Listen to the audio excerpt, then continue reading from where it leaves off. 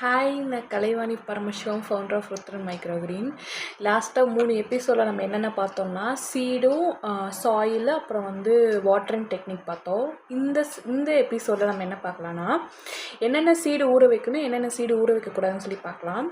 2 டைப்பாக சீட்ஸ் இருக்குது. ஒன்று சின்ன சின்ன சீட்ஸ் இருக்கும், இதே இன்னொன்று ஹாட் ஷெல் சீட்ஸ்ன்னு சொல்லுவோம். அதெல்லாம் பார்த்திங்கன்னா இந்த மாதிரி ஹார்டாக இருக்கும், அதாவது பார்க்கவே தெரியும். விதை ரொம்ப பெருசாக இருக்கும்.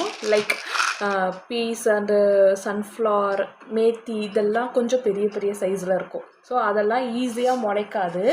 ஸோ அதுக்கு நம்ம கொஞ்சம் நேரம் ஊற வைக்கணும். அதே மாதிரி இந்த மாதிரி பார்த்திங்கன்னா போக்ஷாய் அந்த மாதிரி சீடு, கடுகு, முள்ளங்கி இதெல்லாம் நம்ம ஊற வைக்க தேவையில்ல, டைரெக்டாக அப்படியே பிளான்ட் பண்ணலாம்.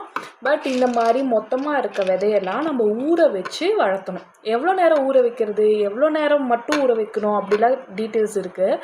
8 ஹவர்ஸ்லேருந்து 12 ஹவர்ஸ் வரைக்கும் தான் ஊற வைக்கணும். இப்போ நம்ம நார்மலாக சுண்டல் ஊற வச்சாலே ஓரளவுக்கு மேலே ஊற வச்சுட்டு ஒரு புளிப்பு ஸ்மெல் வரும்ல, அந்த மாதிரி ஊற வைக்கக்கூடாது. கரெக்டாக 8 ஹவர்ஸ்லேருந்து 12 ஹவர்ஸ்க்குள்ளே தான் நம்ம ஊற வைக்கணும்.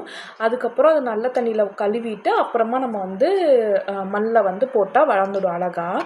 அதே மாதிரி ஒரு சில விதைகள் பார்த்திங்கன்னா 6 ஹவர்ஸ் மட்டும் ஊற வச்சாலே போதும். வெந்தயம்லாம் ஒரு 6 மணி நேரம் ஊறினாலே போதும். அதை விட பெரிய சைஸில் இருக்க விதைகள்லாம் 8லேருந்து 12 மணி நேரம் ஊற வச்சுக்கோங்க.